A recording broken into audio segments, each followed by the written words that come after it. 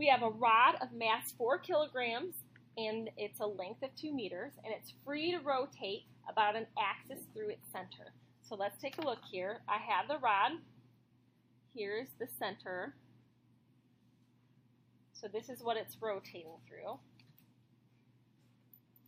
So it rotates through the center. And we know that its total length is 2 meters.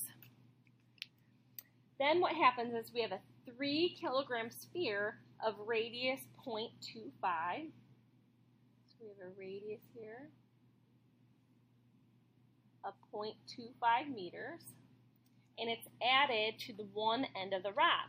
And what we're trying to do is we're trying to find the moment of inertia for the rigid body. So let's take a look at this definition of a rigid body. Okay, if I have a cylinder, a solid cylinder, and I roll it, the mass inside that is not going to move. Versus if I took my water bottle that's like half filled with water, right, and I roll my water bottle, what's going to happen? Yeah, the water is going to slide around, and the mass, the distribution of mass is going to be changing. So my water bottle is not a rigid body because the mass is in motion while the object's in motion. So a rigid body is an object where the mass does not change its distribution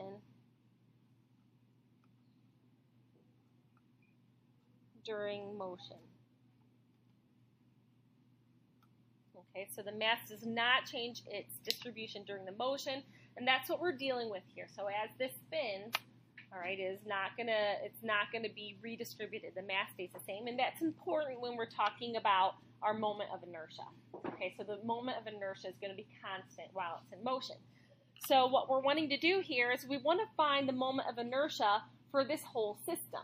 Okay.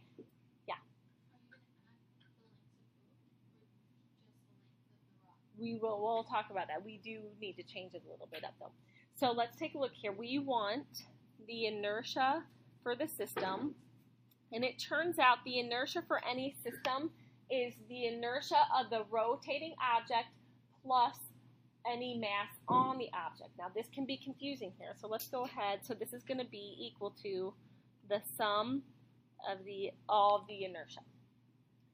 And in this case, that sum is going to be the inertia of the rod. And this part's the tricky part. It's going to be plus the inertia of a point mass. And let's talk about why. So if I come over here, all right, this system is rotating through the center. So it's going to rotate around. But the thing is, this sphere, it is not also rotating around itself, okay? All this sphere amounts to is some mass added to the end of my rotating rod.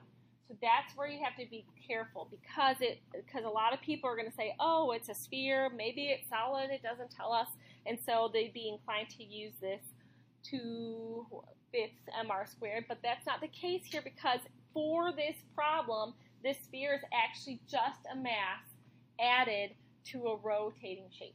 And the rotating shape is actually the rod. Now here's the other thing we need to pay attention to.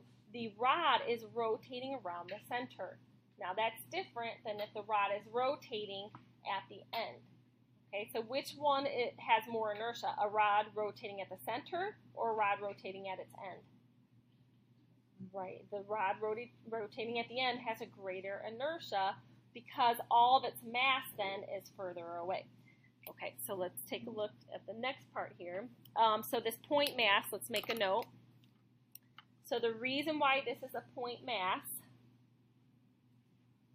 so I is a point mass,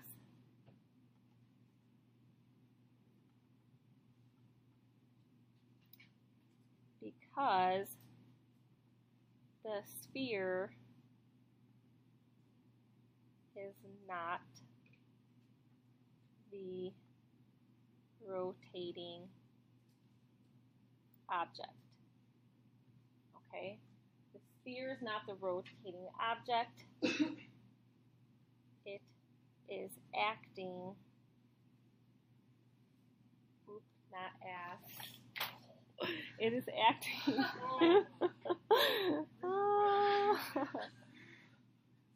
Great video, great video. It is acting as, a mass. You see that?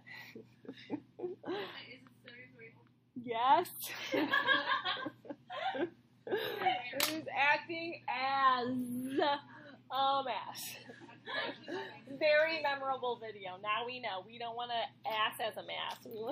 We want it to act as a mass. All right. All right, next. Now the eye of the rod, we talked about how the inertia is different. I'm going to add here the word center. So as I look at my moment of inertia equations, and I'm like, oh, you know what? This is different because it's at the center versus the end. So at the center, the moment of inertia from our table is going to be 1/12 ml squared. For every point mass, that's not changing. That's always going to be the mass times the radius squared. Okay?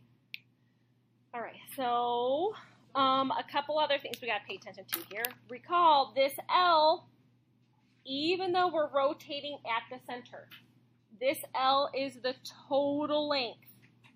So this is the total length, even though the axis of rotation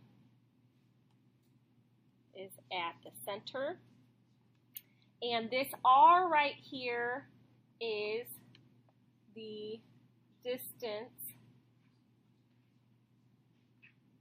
from the center of the rod, so the axis of rotation. Okay, so when we plug and chug, what it's going to look like, we'll put this down here. So we have I, the system, is going to be equal to 1/12. The mass of the rod is 4 kilograms. The total length of the rod is 2 meters quantity squared, plus the mass of the sphere was 3 kilograms. So that's our mass. The total radius, you guys. Here's the thing. We have the radius of the sphere. Okay, so we're going to go to the center of mass of the sphere. That's going to be 0.25 plus an additional 1 meter from the rod because it's only going to this center here. Okay, so it's going to be rotating in a big circle. So that's going to be 1 meter plus 0.25, and then you want to make sure to square that, and then you're going to get 6.02 kilograms times meter squared. So that's units for the moment of inertia. So this distance here, that is from half the length, and this distance here is from the radius of the sphere.